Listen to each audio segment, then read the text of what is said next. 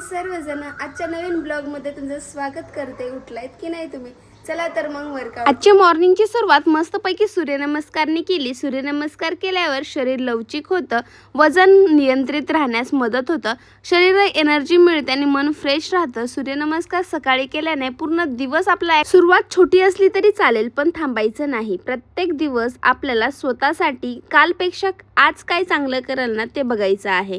आणि कधी कधी थकवा येतो, मन करत नाही, पण लक्षात ठेवा थांबणारे लोक मागे राहतात आणि प्रयत्न करणारे लोक पुढे जातात। रोज थोडीशी मेहनत करा। शरीर फिट ठेवायचं असेल तर व्यायाम करा आणि मन शांत ठेवायचं असेल तर मेडिटेशन करा। रोज काही मिनिटे मेडिटेशन केल्यावर मन शांत होतं आणि आपला फोकस वाढतो आणि आपल्याला पॉझिटिव्ह एनर्जी मिळते।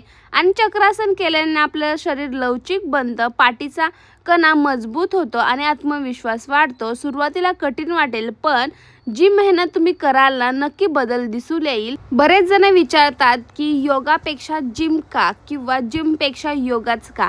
तर कारण मी तुम्हाला सांगते, योगा केल्याने शरीर आणि मन दोन्ही सुद्धा फिट ठेवतं आणि जिम केल्याने ना आपलं शरीर फक्त स्ट्रॉंग बनतं, पण योगा केल्याने दोन्ही सुद्धा आपलं फोकस वाढतो, मन शांत होतं।